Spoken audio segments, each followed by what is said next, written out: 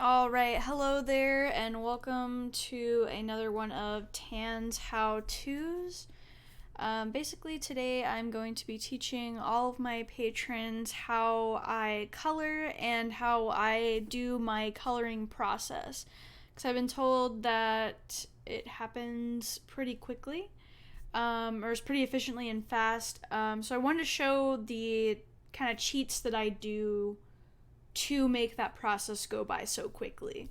So this is only done in SAI. I'm not super familiar with other programs, like how to do this, but SAI has a magic wand tool that allows you to really easily select objects to color quickly. And let me first explain how the lines work, really, so that you guys can get a better idea of how this process actually works to the computer. So with the magic wand tool, it will select any sealed or enclosed line. So this is an enclosed line. Both of the ends are touching. If you take the magic wand tool, you can either select this outer area, or if you want, you can select invert and it'll do the smaller area. However, if you have an object that is slightly open, the magic wand tool will not select the inside. So always make sure to go in and completely seal your lines.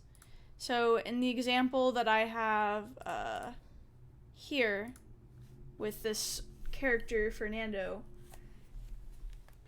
all of this is an area. So this line at the top of here all the way down connects to this point right here in a solid line. There is no little like breaks or seams or anything where the selection could get out of.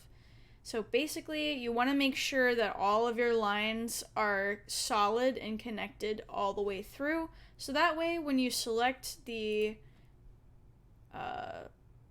background, it just makes a solid selection pool instead of it filtering into your drawing and anything like that. So when coloring a character or a subject, basically how I do it is I make sure that all my lines are solid, and then I select the background. So now my subject is unselected and my background is selected. That's what the blue means for SAI, is the selection. So I'm going to go here to selection and I'm going to click invert. So basically it's going to invert here, and now my entire subject has been selected. So then I'm going to go in, I'm going to pick a random color, and then I'm going to go in a new layer under the lines, and I'm going to do my paint bucket tool. And then there you go. So all of the base is colored.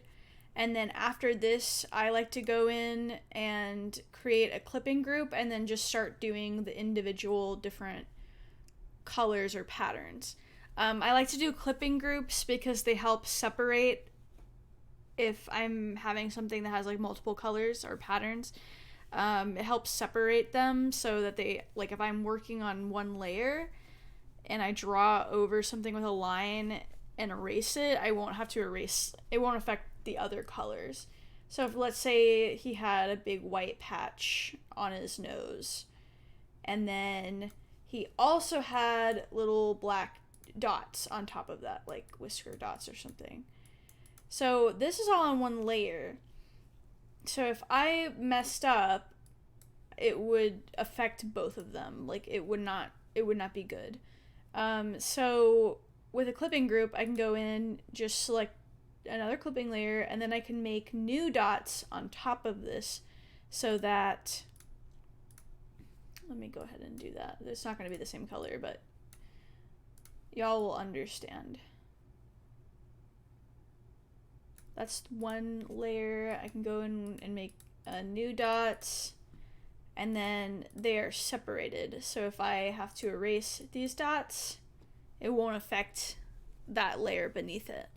I like to do a clipping mask as well because these designs are only for this base.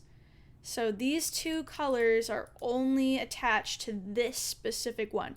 So if I had other stuff going on in the scene, like a background or midground, like things happening back here, this would be really helpful because I know, and the computer knows, that these specific patterns are only attached to this guy. So if I hide it and stuff, they'll go ahead and hide with him. And then the last thing I want to talk about was the layer lock. On SAI, it's called preserve opacity or opacity. In Photoshop, I know it's layer lock or you lock the layer. Basically what you're doing is you're locking down the pixels on a particular layer.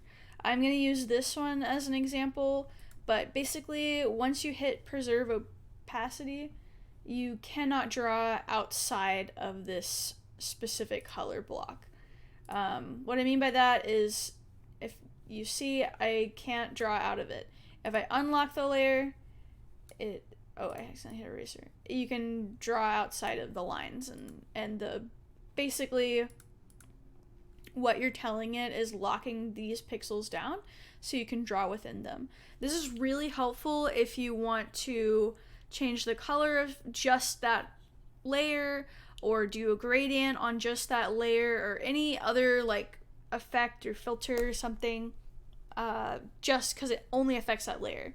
And let me see. So yeah, that's basically it for that. I'll turn them on. So that's how I do coloring. That's how I do it so quickly too, because I just select, invert, the base colors are already there, and then I go in and I do my clipping layer coloring. So for right here, for example, this blue was on its own clipping layer and the orange was on its own clipping layer, so I could layer the orange on top of the blue. And this is a perfect example as well, because the blue is on top of the orange, the white is on top of the orange, so I could keep it nice and clean and then also not have to worry about them messing up each other if I have to erase or something. Plus, it keeps them separate from the background too, so if I'm just erasing the white, it won't erase the red or the orange. So it's really, really helpful to separate your stuff out into layers and separate your stuff out into clipping layers when you're coloring. The reason why this is not in clipping layers is because I've already gone in and merged them all into one layer, which you can do at the very end, which is what I do at the very end, just to make things neater, because I know I'm not going to really be messing with it once the color is completely done. So I'll go in and then do my shading